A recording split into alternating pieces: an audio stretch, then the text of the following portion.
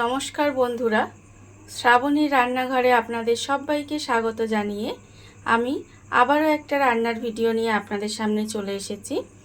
আজকের আমি আপনাদের করে দেখাবো পটল দিয়ে মুগের ডাল।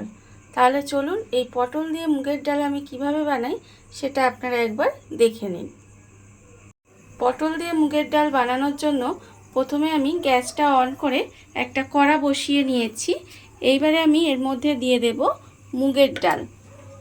এখানে আমি 100 গ্রাম মতো মুগের ডাল রেখেছি, সেটা আমি কড়ার মধ্যে দিয়ে দিলাম। দিয়ে এবারে গ্যাসটা কমিয়ে দিয়ে ডালটাকে কিন্তু আমাকে খুব ভালোভাবে প্রথমে ভেজে নিতে হবে, যাতে ডালটা পুড়ে না যায় অথচ খুব ভালোভাবে ভাজা হয়ে যায়। ডালটা আমার ভালোভাবে ভাজা হয়ে গেছে। ডালটা ভাজা হয়ে গেছে আপনারা কিভাবে বুঝবেন? দেখবেন ডালটা থেকে সুন্দর একটা গন্ধ ছাড়বে আর ডালটা কিন্তু হালকা একটু লাল ভাব চলে আসবে, তাহলে দেখবেন ভাববেন যে ডালটা ভাজা হয়ে গেছে। এবারে আমি ডালের মধ্যে জল দেব। জল দিয়ে ডালটাকে কিন্তু আমাকে প্রথমে খুব ভালোভাবে ধুয়ে নিতে হবে। ডালটা আমি ভালোভাবে ধুয়ে নিয়েছি। এবারে ডালের মধ্যে জল দিয়ে ডালটাকে প্রথমে খুব ভালোভাবে সেদ্ধ করে নিতে হবে।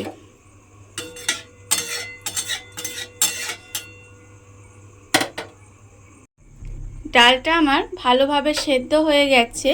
এইবারে ডালটাকে আমি আলাদা করে ঢেলে রেখে দেব। ডালটা আমি এখানে আলাদা করে ঢেলে রেখে দিয়েছি। এইবারে আমি এখানে পটল নিয়ে নিয়েছি। পটলটা আমি ভালোভাবে খোসা ছাড়িয়ে আধখানা করে রেখেছি। এবারে আমি পটলটাকে একটু নুন আর হলুদ মাখিয়ে নেব।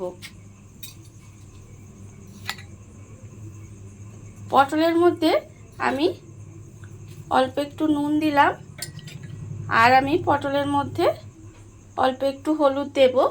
এবারে পটলটা খুব ভালোভাবে নুন হলুদটা মাখিয়ে নিতে হবে।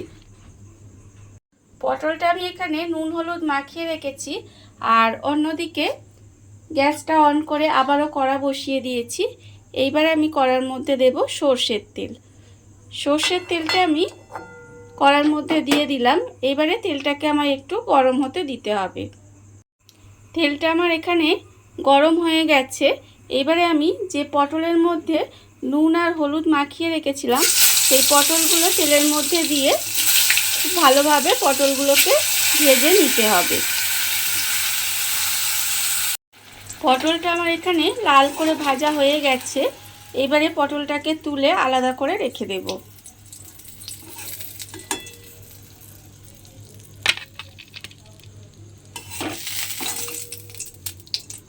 পটলটা তুলে আলাদা করে রেখে দিলাম।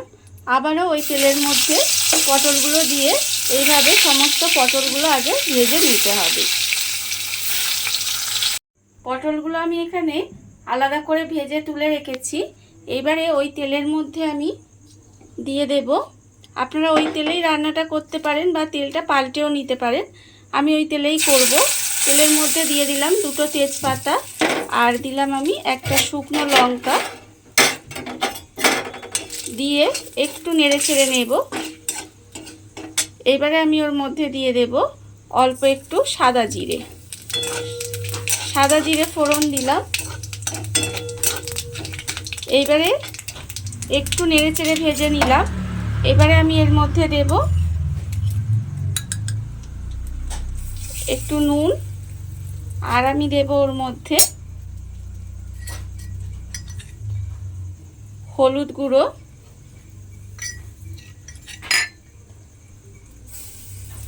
আর দেব হাফ চামচ মতো হলুদ গুঁড়ো দিলাম আর 1/4 চামচ মতো লঙ্কার গুঁড়ো দিলাম।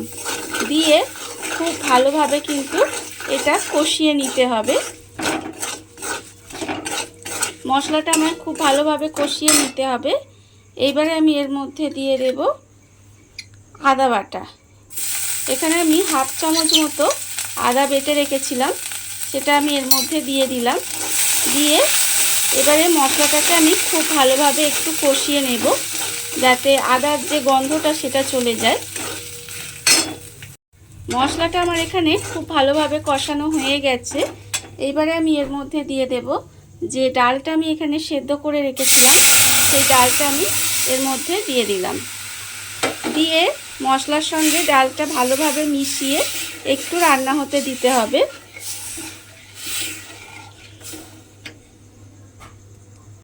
ডালটা ঢেলে দিয়ে আমি বেশ কিছুক্ষণ এইভাবে রান্না হতে দিয়েছি। এর ফলে দেখুন ডালটা কিন্তু বেশ অনেকটাই ঘন হয়ে এসেছে। এইবারে আমি এর মধ্যে দিয়ে দেব যে পটলগুলো আমি এখানে ভেজে রেখেছিলাম, সেই ভাজা পটলগুলো আমি ডালের মধ্যে দিয়ে দিলাম। দিয়ে খুব ভালোভাবে মিশিয়ে একটু এইভাবে রান্না হতে দিতে হবে। ভাজা পটলগুলো দিয়ে প্রায় 5 থেকে 7 মিনিট মতো এইভাবে রান্না হতে দিয়েছি। এইবারে আমি এর মধ্যে দিয়ে দেব 1 চামচ মতো চিনি। স্বাদের জন্য আমি 1 চামচ মতো চিনি দিলাম। চিনিটা দিয়ে আবারও কিন্তু এইভাবে মিশিয়ে আরও মিনিট 5 মতো এইভাবে রান্না করে নেব। চিনিটা দিয়ে আমি আবারও মিনিট 5 মতো রান্না করতে দিয়েছি। ডালটা আমার প্রায় হয়েই এসেছে। এইবারে আমি এর মধ্যে দিয়ে দেব 2টো চেরা কাঁচা লঙ্কা, আর আমি দেব এর মধ্যে অল্প একটু গরম মশলার গুঁড়ো, আর দেব 1/2 চামচ মতো ঘি। দিয়ে এবারে খুব ভালোভাবে মিশিয়ে গ্যাসটা অফ করে কিছুক্ষণ ঢাকা দিয়ে এইভাবে রেখে দিলেই কিন্তু আমার পটল দিয়ে মুগের ডাল রেডি হয়ে যাবে। দেখুন বন্ধুরা, বাড়িতে থাকা কত অল্প উপকরণ দিয়ে কত সুন্দর একটা পটল দিয়ে মুগের ডাল তৈরি হয়ে গেছে, আপনারা দেখতেই পেলেন। আর এই ভিডিওটা যদি আপনাদের ভালো লেগে থাকে তাহলে লাইক করবেন, কমেন্ট করবেন আর সাবস্ক্রাইব করবেন আমার চ্যানেলকে।